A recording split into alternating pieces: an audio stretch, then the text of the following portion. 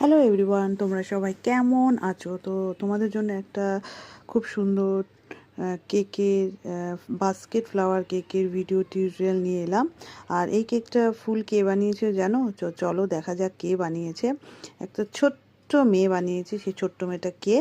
আর অবশ্যই like comment দিতে ভুলবে না। তো একটা ছোট্ট মেয়ে বানিয়েছে কিন্তু, তো খুব সুন্দরভাবে বানিয়েছে। ওর চেষ্টাটাকে তোমরা সবাই সম্মান করো। এ হচ্ছে সেই ছোট্ট মেয়ে, ওর নাম হচ্ছে অদ্রিজা। আর ও আর কেউ না, ও হচ্ছে আমার মেয়ে। তো অদ্রিজা এই মেয়ে কেকটা বানিয়েছে। এটা হচ্ছে একটা চকলেট মুস কেক বানিয়েছে। তো সেক্ষেত্রে এই দেখো খুব সুন্দরভাবে কাটিংটা করেছে একটা চকলেট স্পঞ্জ কেকের। এই জন্য ও খুব আনন্দে নেচে উঠেছে, কোমরটা নিচে দেখালো।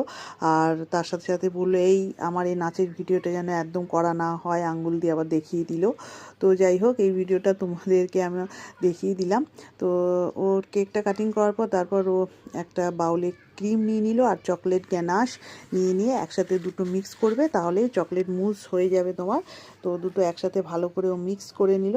এভাবে মিক্স করলে তো মুসটাও তৈরি করে নিচ্ছে ফার্স্টে।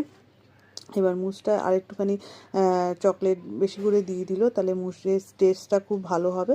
তোমরা 2M60 এটা নিতে পারো। 2M60টা CP16 টেস্টটা ভালো হয় না, বেশি ডার্ক ফ্লেভার হয় না, বেশি মিষ্টি। ওটার খুব ফ্লেভারটা ভালো হয়।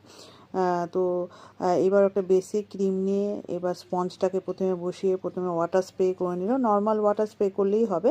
তারপরে অল্প করে চকলেট গ্যানাশ নিয়ে ও চকলেট গ্যানাশটা চারিদিকে স্প্রেড করে দেবে। এতে কি হয়, স্পঞ্জের মধ্যে চকলেট গ্যানাশের ফ্লেভারটা ঢুকলে স্পঞ্জটাও বেশ ফ্লেভারটা ভালো হয়। এতে তোমার যে চকলেট মুস কেকটা খুব টেস্টি হবে। তাছাড়াও এর মধ্যে একটা ইউনিক টাচ আমরা দিয়েছি, যেটা ও দিয়েছে ইউনিক টাচটা, যেটা কি পরে বলছি। এবার মুসটা যে বানিয়ে রেখেছে সেটা পাইপিং ব্যাগে ভরে এইভাবে গোল গোল করে দিয়ে তারপরে ওটাকে চারিদিকে স্প্রেড করে নেওয়া হচ্ছে।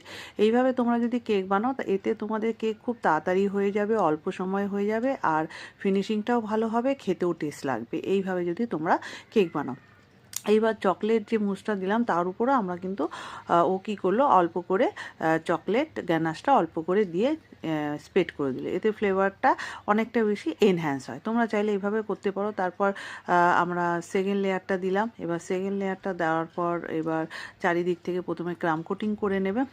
এইভাবে ও একটুখানি ক্রিম নিয়ে চারিদিক থেকে ক্রাম কোটিংটা করে নিচ্ছে, একটার সাথে আর একটা জয়েন করে নিচ্ছে। এটাকে ক্রাম কোটিং করা বলে। তো এইভাবে তোমরা ক্রাম কোটিং করে নেবে।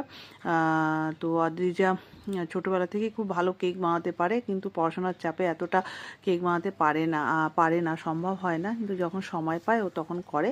তো